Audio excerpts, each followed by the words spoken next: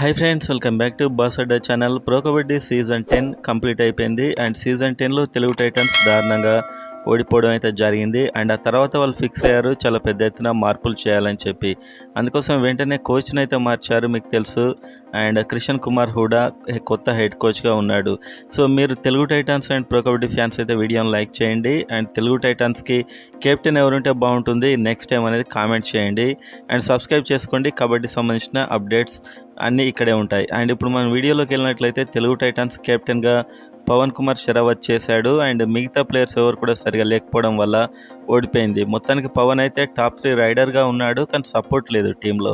కొన్ని young players ఎవరు కూడా రాణించలేదు. కాబట్టి ఈసారి ఒక ఎక్స్పీరియన్స్డ్ కోచ్ని పెట్టారు. ముఖ్యంగా డిఫెన్స్లో ఎక్స్పర్ట్, మంచి డిఫెన్స్ ఉన్న టీంని అయితే బిల్డ్ చేస్తాడు వచ్చే సీజన్కి. అండ్ కోచింగ్ అండ్ కోచ్ మీద చాలా ఆధారపడి ఉంటుంది కబడ్డీ అనేది.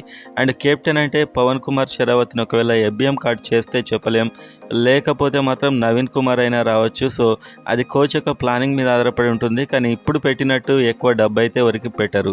మంచి టీంను యంగ్ ప్లేయర్స్తోని టీమును బిల్డప్ చేసే ప్లాన్ అయితే ఉంటుంది కోచ్, నాకు తెలిసి. ఒక ప్లేయర్ మీద డబ్బు అంతా పెట్టేసి ఈ విధంగా అయితే ఉండదు. అండ్ మిగతా టీమ్స్ కూడా కొన్న కొత్త ప్లేయర్స్ 10 లక్షలకు 20 లక్షలకు కొన్న ప్లేయర్స్ కూడా సూపర్ స్టార్స్లో ఆడారు. సో అంత వర్క్ చేయలేదు అనిపించింది మనకు లాస్ట్ టైం మన తెలుగు టైటన్స్ కోచ్ అయినా మేనేజ్మెంట్ అయినా. ఎందుకంటే కొన్న ప్లేయర్స్ కూడా చాలా డమ్మీగా ఆడారు, కొత్త ప్లేయర్స్ కూడా పెద్దగా ఆడలేకపోయారు. సో మొత్తానికి ఈసారి కరెక్ట్ యంగ్ టాలెంట్ను పట్టేస్తాడు కోచ్ అని నేనైతే అనుకుంటున్నాను.